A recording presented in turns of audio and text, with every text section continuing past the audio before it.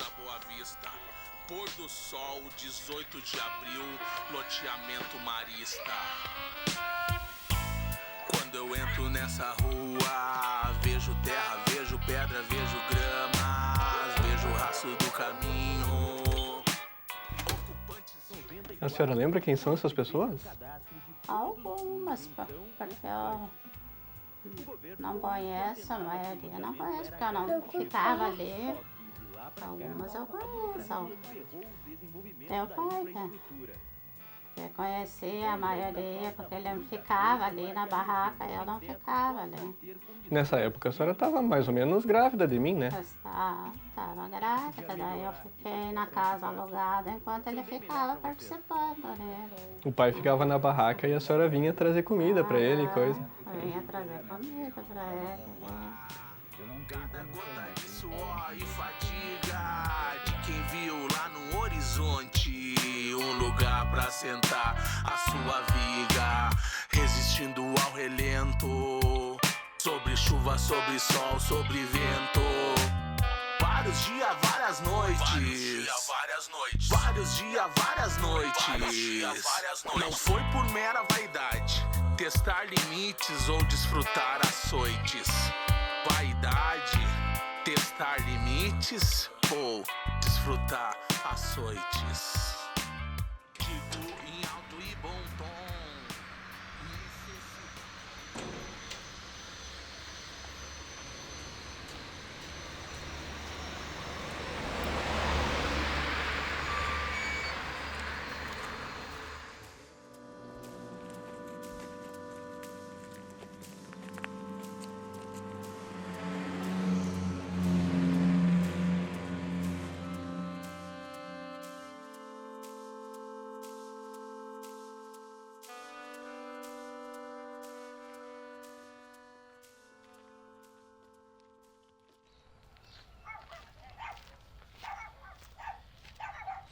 O que me levou a estar no movimento, a partilhar essas coisas, em primeiro momento, eu confesso para ti que foi só para resolver a questão habitacional que eu tinha na época. Mas com o decorrer do tempo, com todas essas questões no debate do Movimento Nacional de Luta pela Moradia, com a vivência, com a formação, isso me levou a criar uma consciência muito mais profunda. Nós tínhamos em 89, 90, um déficit habitacional no Brasil. Era uma transição ali do Sarney, naquele período, para o Collor, que chegava a 12 milhões de famílias sem casa no Brasil. E aí nasceu um movimento urbano que era mais um centro de assessoria, que era a ANSUR, Articulação Nacional do Solo Urbano.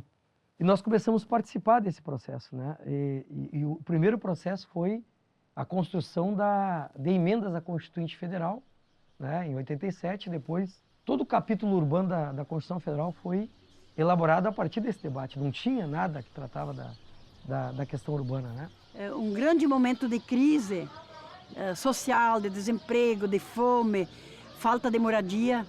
E os movimentos sociais, junto com as pastorais e as igrejas cristãs, o Movimento Nacional da Moradia, fincaram um pé aqui na Santa Marta, onde era uma área grande e tinha apenas uma, duas famílias e algumas cabeças de gado. A Sandra Feltrin, ela estava se formando, eu acho que ela não estava ainda formada de advogada, mas se ela não estava formada, estava se formando. E ela deu uma escorada muito grande e ela ajudou a nós conhecer melhor e tínhamos certeza que aquela área era pública. Isso era uma certeza que nós tínhamos. E se era área pública, era área do povo. Muitas pessoas estavam procurando casa naquela época, né? Naquela época, a conjuntura habitacional em Santa Maria era precária.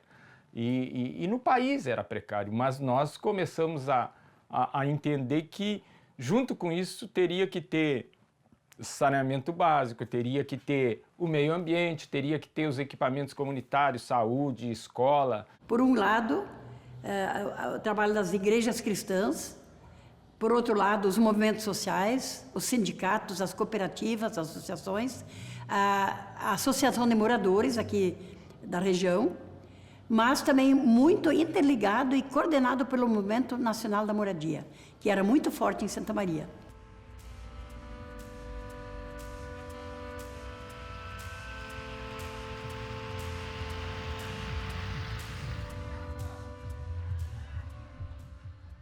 Estava trabalhando lá no Clube do Professor Gaúcho um domingo à tarde e eu comecei a pensar que eu nunca ia conseguir ter um terreno na vida, não ia conseguir ter uma casa. Porque o trabalhador que ganha um salário mínimo, um salário e meio, não tem condições de adquirir casa. E aí, né, ouvindo o rádio naquela semana, eu vi falar que um convite para participar de uma plenária na Câmara de Vereadores para discutir casas populares. Aí eu fui lá, em final de contas, para saber do que se tratava, né? Que depois eu fiquei sabendo que era um movimento nacional de luta pela moradia. E a gente sempre tinha o sonho da gente ter a nossa casa própria, né? De ter nossos filhos e criar num ambiente saudável e também, né, poder dar condições, né? Porque pagando aluguel a gente não tinha condições de dar uma vida digna, né? Nem para eles e nem para nós. O aluguel na época comia junto com a gente, né? Almoçava, jantava, né? E era o que a gente tinha era mais para ele do que para a gente mesmo, né?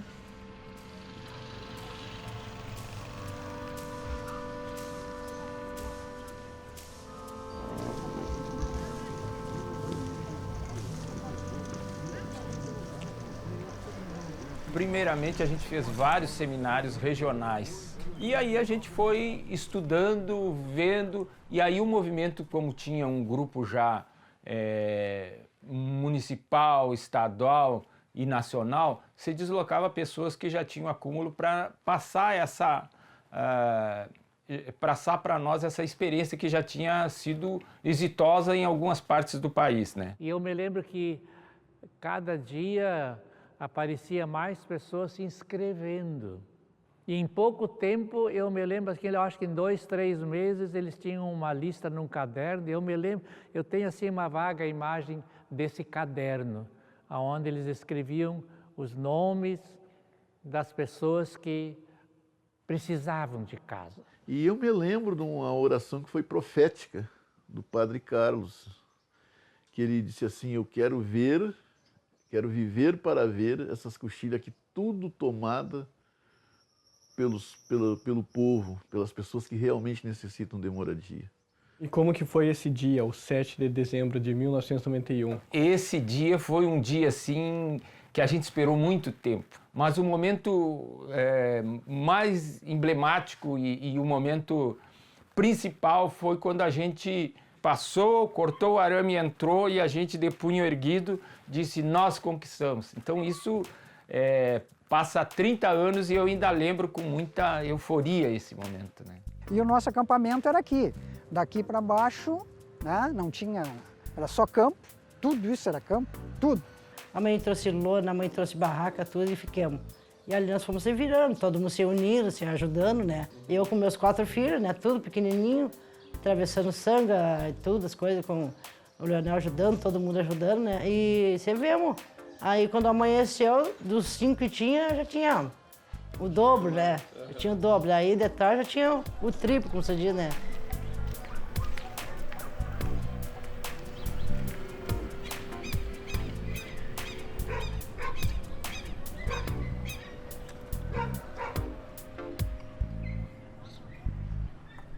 Naquela noite a gente se preocupou em ocupar, né? Em estar lá. Porque no outro dia a reação foi violenta na cidade, né? Um grupo foi por um caminho e outro grupo foi por outro, para chegar junto lá em cima. Só que quando nós chegamos lá em cima, em seguida fomos rodeados, né? Pela brigada. Pela polícia, né? Pela polícia. E aí nós nos assustamos porque isso aí tinha vazado, né? Que ia ter essa ocupação. E a mãe vinha trazer coisa para nós, trancaram, lá embaixo a polícia trancou, ninguém entrava, ninguém saía. Para quem não conhece a história, nós tínhamos que nos cuidar, porque se eles nos pegassem de jeito, eles baixavam o pau. E a irmã Terezinha voltou aqui para casa e preparou um café bem quente. E levou para lá e a PM não deixou entrar. E aí o Borges, ele pegava assim as pessoas e chamava para conversar. E a brigada fez um círculo dizendo até onde é que era a ocupação. Um círculo imaginário da cabeça do Borges e de outros. E aí as pessoas saíram para conversar com ele e diziam, tu não está mais na ocupação, tu está fora. Então houve um movimento de pressão psicológica para as pessoas saírem. Ela não se entregou, disse, tá, então vamos levar de volta para casa. Aí ela voltou um pedaço e atravessou a Vila Prado e desceu na Jockey Club e entrou por lá e chegou por trás, de onde estavam os brigadianos. Quando os brigadianos viram, ela já estava com o pessoal lá. Quer dizer, até o café foi negado para dar, porque a brigada tinha certeza que ia desmanchar aquele grupo naquela manhã mesmo. E aí, bom, daí eu sentei no chão e digo, todo mundo vem para cá, quem está aqui. E já tinha só uns 20, 30, porque os outros estavam fora do círculo que a brigada tinha. Enquanto isso, nós falávamos por telefone, os sindicatos, enfim, saiu. E aí a Sandra acionou o Wagner e nós entramos com mandato de segurança, o direito de ir e vir na área, né? Veio a ordem do governo do estado para o comandante dizendo de que liberasse a área, tá? Que a partir, isso era um feriado na segunda-feira, que a partir de terça-feira eles iam solicitar uma audiência com nós. E aí a juíza Motz, eu não me lembro primeiro, Judith Motz, né? Ela decidiu, a brigada cercou e ela decidiu que a área ficasse sob o comando nosso, né? Ou seja, a brigada podia ficar cercando a área, mas não podia estar dentro da ocupação. E aí o tenente nos transmitiu isso. E voltou para lá e a área foi aberta. E tinha centenas de pessoas já do lado de fora esperando para entrar. A brigada teve que se retirar, bom, daí veio, assim, até as 10 da manhã já tinha mais de 200 pessoas chegando. Aí todo aquele grupo, daquele trabalhinho de formiga, eles começaram a vir. Porque eles começaram a perceber que tinha possibilidade de nós ganhar aquela peleia. Enfim, eu acho que uma semana nós tínhamos 357 barracas cadastradas. Aí a preocupação nossa era estancar. Porque para nós não perder o controle da ocupação, porque é uma área grande. Aí a gente viu que nós tínhamos que tomar uma atitude, ou seja, de fechar o acampamento. Porque senão nós não tínhamos como controlar. Cada vez vinha mais gente, e nós sabíamos que era limitado o nosso poder de organização. E até mesmo os lotes que tinha para fazer a negociação. Cercamos, bem cercado, pusemos uma portaria que funcionava dia e noite, com troca de guarda, de turnos, né? 4 horas para cada turno. E ali as pessoas, parentes, conhecidos, podiam entrar no dia determinado para visita no acampamento. Nós estávamos acampados e veio a brigada e o Paulo Carus, veio, acho que um sargento, sabe, o Paulo Carus quer conversar contigo lá. Eu digo, tá, mas o que ele quer? Ele diz, não, ele quer negociar aí a saída de vocês, papá. Eu digo, tá bem, daí eu vou lá então. Mas daí a brigada me levou num Fiatzinho. E aí o pessoal achava que eu tinha ido preso. Né? Rodearam o carro, eu digo, não, fica tranquilo que é só para uma audiência. E ele disse assim, não, nós queremos que você se retire da área. Daí eu disse assim, olha, doutor Paulo Carus, primeiro nós vamos sair, primeiro porque vocês, o governo, estendeu a ocupação com a Central e com a Pôr do Sol. Então o Alto Tabaí foi uma resposta à ocupação feita pelo próprio governo.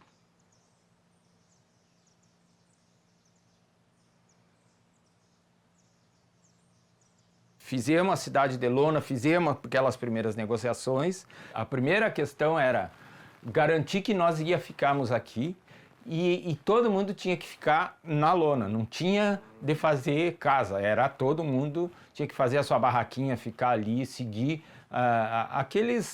o que era determinado. E tudo isso era construído através da grande plenária, das grandes plenárias. Até chegar nos sorteios. Ele tinha um pessoal assim muito que cuidava isso. Ó, pessoal, a gente tem que ter uma ocupação ordenada, uma coisa bem planejada, porque senão, se a gente já está ocupando e vai ocupar mal, aí tiram a nós mesmos.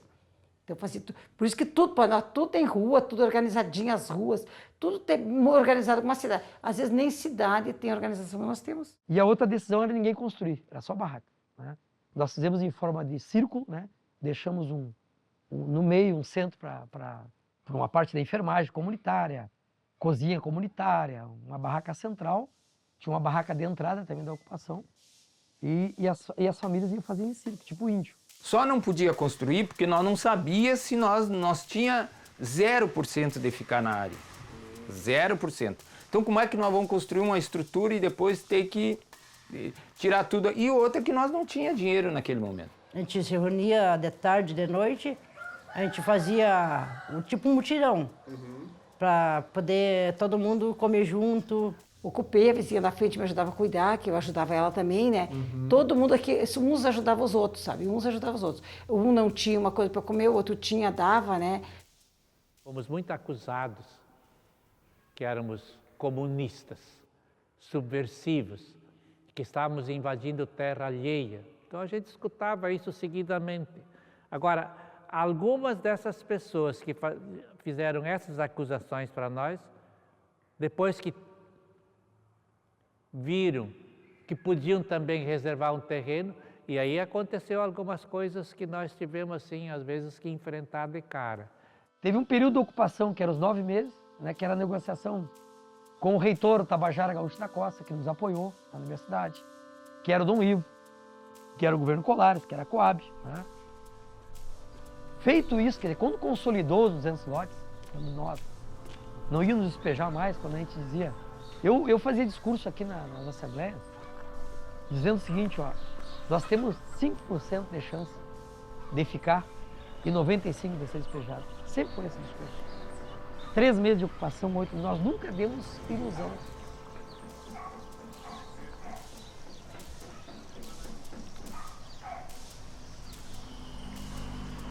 Aí a gente conseguiu a audiência no Palácio Piratini, com o Alceu Colares. O Colares não queria nos receber, né? E Dom Ivo marcou a audiência e foi conosco, né? E aí, numa certa desenrolar da reunião, o bispo Dom Ivo, olhando para o governador Colares, e o governador Colares desvirtuando a reunião, porque a reunião estava começando a ficar tensa. E o Dom Ivo, sentado do lado dele, na cabeceira da mesa, pegou no braço dele assim e falou baixinho no ouvido dele. Diz, governador, eu vou pedir para o senhor ter piedade daqueles nossos irmãos que estão lá no alto da coxia, passando a intempéria, de calor, temporal. Encaminhe a situação daqueles nossos irmãos. Mas olha, o governador Colares, naquele momento, parece que levou um choque. Levou um choque e disse, bom, então, Dom Ivo, bispo, vamos encaminhar essa situação. Aí chamou o adjunto dele, chamou e ele veio ali. Aí ele disse, ó, me chama fulano lá. Aí em seguidinha já veio o fulano. Aí ele disse, ó, tu me diz para o engenheiro da Continental, que está lá em Santa Maria, estão com obra lá, tu pega a tua equipe, essa semana que vem agora, vai lá na Santa Marta, eu vou pedir para o departamento técnico da Coab te dar o mapa e tu designa 200 lotes para esse pessoal. Aí quando ele falou isso, nós temos 351 famílias acampadas, nós ficamos preocupados. Aí nós ponderemos com ele. Aí ele disse, ó, pessoal, é o seguinte, ó, eu não posso fazer mais nada sobre isso. Lá vocês fazem no acampamento lá, como é que vão negociar isso, mas eu vou designar para vocês só 200 lotes. E nada mais. É que eu posso negociar com vocês no momento. Bah, mas aí nós viemos para o acampamento preocupadíssimos. E o pessoal aqui sabia que nós estávamos em Porto Alegre e tudo, viemos aqui, fizemos uma assembleia com o pessoal acampado. Pessoal, é o seguinte, ó, nós vamos colocar para vocês uma questão. Tá? Tem solteiros com filho, tem solteiras com filho, tá? Infelizmente, nós vamos ter que discutir um assunto aqui. Vocês vão ter que achar um meio de vocês se casarem, se juntarem, porque não precisa casar no papel. É só juntar os trapos e é uma família. Porque senão não tem outro meio. Vão ter que excluir famílias aqui e isso não é justo. Então vocês veem entre vocês aí, né, e discutam uma situação que venha contemplar vocês todos. E isso foi feito, houve vários casamentos, vários e vários casamentos houve no acampamento. Para bem no momento do cadastro, eles aparecer como uma família. Claro que muitos foram embora, não quiseram, enfim, né, mas houve vários casamentos. e aonde foi contemplado os 200 lotes com 200 famílias. Quando chegou nos sorteios, aí já tinha passado um ano e pouco, e era ação judicial, e era governo que não queria, e era governo que ia atrás. Nós tivemos vários momentos assim muito difíceis, com ações de reintegração. E aí a outra inusitada foi quando o departamento técnico, a equipe técnica chegou e começaram a medir aquela área ali, que é a 7 de dezembro hoje, que foi a primeira vila da Nova Santa Marta, um terreno acidentadíssimo, né? com uma série de declínio. Então o que acontecia? Às vezes o terreno que tu pegava era um buracão. O teu terreno estava no meio de uma sanga. Precisava de aterro e não tinha aterro. Né? Quando tu faz um loteamento legal, o cara vai lá e aterra tudo, organiza tudo. Não.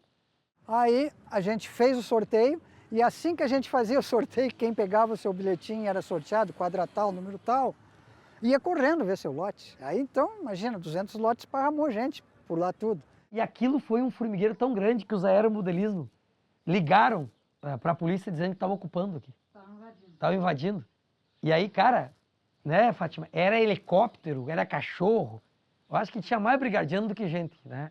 Tá, e nós fomos de encontro à brigada, nós, a coordenação do movimento, e explicamos para eles que aquilo ali, o pessoal estava procurando seus lotes, que da qual estava sendo sorteado, que havia todo um meio jurídico resolvido com o governo do estado.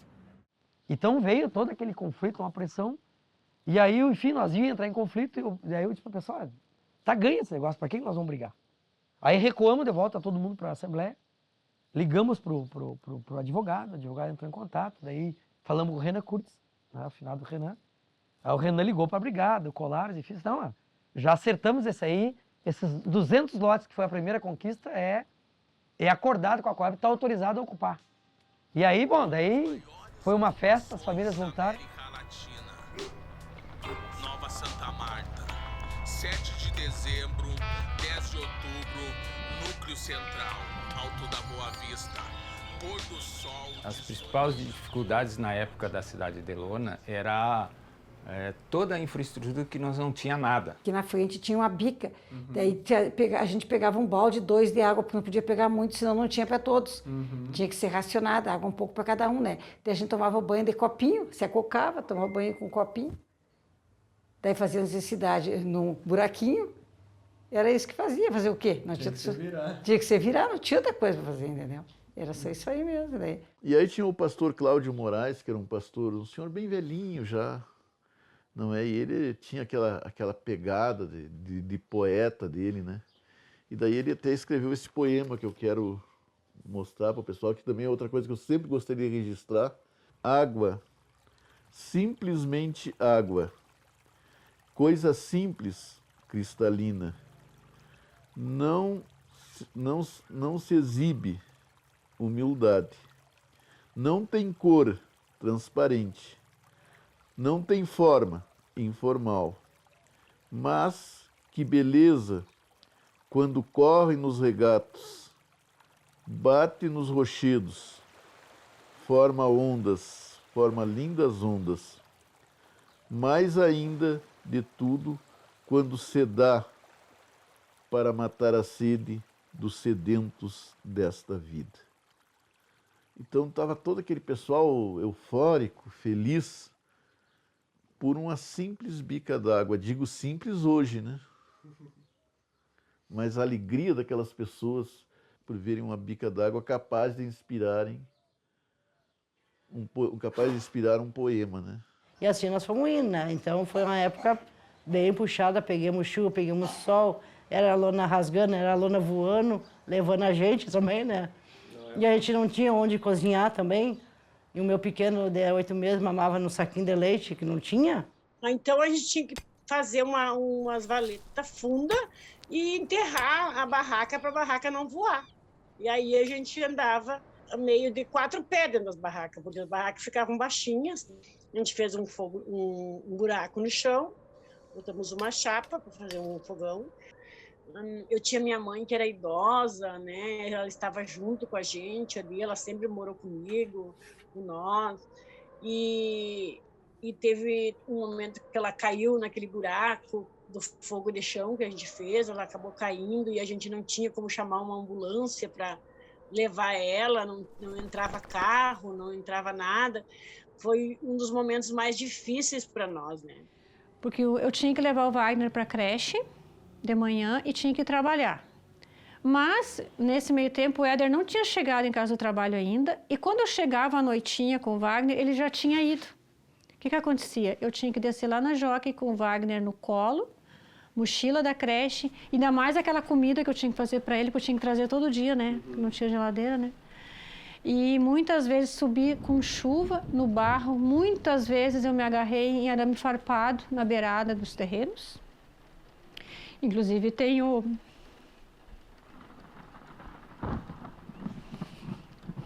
Muitas vezes eu caía no chão, com ele no colo. Sim, eu me lembro da época dos meus filhos pequenos, que eu botava deitado no chão, quando tu ia olhar, era escorpião do lado. Né? Não era 1, 2 escorpião, era vários escorpião. E eu pensava, posso perder meu filho aqui, ou não só eu perder um filho, né? Todos que estavam ali tinham filho ali, né? Com um filho pequeno ali, então aquilo ali era uma coisa que era ruim para nós, mas no momento era bom, porque a gente estava lutando por o que a gente queria, né? E às vezes não tinha às vezes uma pedra na rua para te botar teu pé. A única coisa que tinha no escuro, bom, na época já não tinha celular, para dizer eu tenho uma lanterna do celular, né? A gente subia com o breu, né? Quando tinha a lua, nossa, era a coisa mais linda da gente andar ali, porque tinha lua, estava claro, né? Mas muitas vezes eu chegava em casa com as mãos cortadas, que era o arame que tinha para segurar, né?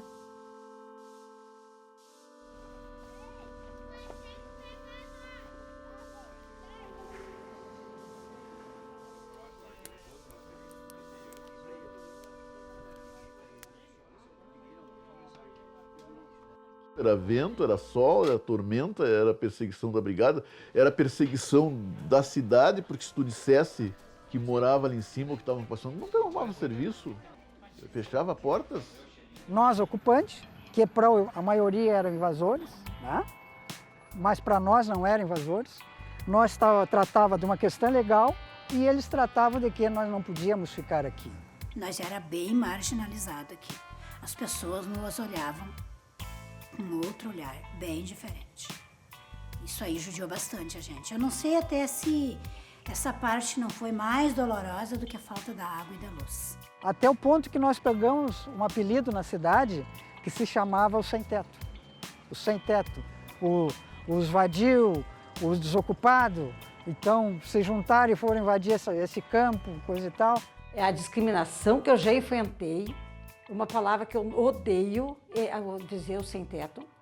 Todos os meus empregos eu fui discriminada porque morava aqui. Cansei de falar para meus colegas que não se dizia que era sem-teto, que todo mundo tinha um tetinho para morar, que tinha uma dignidade, né? Quando me perguntavam assim onde eu morava, eu já me encolhia. Né? Eu já me encolhia assim, poxa, vou ter que dizer que moro lá em cima, né? Porque eu não vou mentir. E a gente percebia, né? Ah, eu moro lá em cima, na Nova Santa Marta. Ah, lá no sem-teto. E eu ficava, mas por que sem-teto? Lá em cima as pessoas, todo mundo trabalha. Todo mundo está construindo suas casas, são tudo pessoas honestas. O marginal, o ladrão, o assaltante está lá no centro também. A gente sabia de muitas pessoas que infelizmente ficavam sem trabalho e comentavam, não, mas a empresa não me quis, porque lá eu não tenho como provar endereço. Ah, porque eu moro num lugar onde as pessoas comentam que é um local perigoso. Que lá só tem marginal, porque lá só vai os que não prestam. Não, peraí, não é assim. Daí foi quando começou a nossa luta em defesa da Nova Santa Marta, de defender as pessoas que moravam aqui. Eu trabalhava numa empresa e tirei férias para acompanhar a ocupação, porque era as plenárias apontavam, as plenárias coletivas apontavam que tu tinha que dormir, tinha que morar na tua barraca, tinha que estar sempre aqui. E aí eu tirei férias. Quando eu voltei dos meus 30 dias de férias, eu fui demitido da empresa que trabalhava porque estava junto com essas pessoas aqui, fazia parte do grupo, e aí fui demitido e não consegui mais trabalho. Hoje eu estou fortalecida. Eu digo assim, eu moro lá em cima na Nova Santa Marta. Com ego, com orgulho de dizer. E faço com que as pessoas me olhem e repensam antes de ter o preconceito ou falar qualquer coisa, né? Aí vem me perguntando, mas como é que foi lá, sabe? Hoje eu conto aquela história assim e desarmo aquela pessoa que vem com aquele preconceito, com aquele olhar pra gente. Quando eu começo a contar a história. A senhora poder contar suas histórias particulares e também, né, da comunidade como um todo, isso é como contar a nossa história também, entende? E a senhora falar particularmente do Éder também faz muito sentido para mim. Porque o meu pai também foi, né? E meu pai também estava nessas lutas. É como se a senhora estivesse falando dele também, entendeu? O teu pai também, nossa, o Dino, como a gente chamava, né? O Dino foi uma pessoa que lutou muito, né? Nossa, ele estava sempre presente, né? Eu fico imaginando hoje uma ocupação daquela envergadura. E Dininho, o Dininho aqui, né? Saudade do teu pai, cara. Pena que teu pai não tá aqui. Teu pai era o baita cara. Grande companheiro. Obrigado. Além de companheiro, era amigo, né? Era amigo. Meu pai era amigo. A família toda. No fim, a gente Tu era pequenininho, se formou uma grande família, né? Do meio dessas lideranças, né? Que participaram todas. Dizem que a gente é a extensão dos pais da gente. E quando eu vi tu rindo, eu não te conhecia. Eu pensei que tu era um funcionário novo, não. E quando eu te vi, quando tu riu, aí eu me lembrei do teu pai. Né? Sempre ria. Sempre ria. Então você mudou pra sua casa comum agora. Agora todo mundo tem uma casa. Tu viu como era no começo ali na filmagem? Só tinha barraquinhas aqui, não tinha nada. E aí as pessoas foram trabalhando e conseguiram construir as suas casas. Mas foi bem difícil.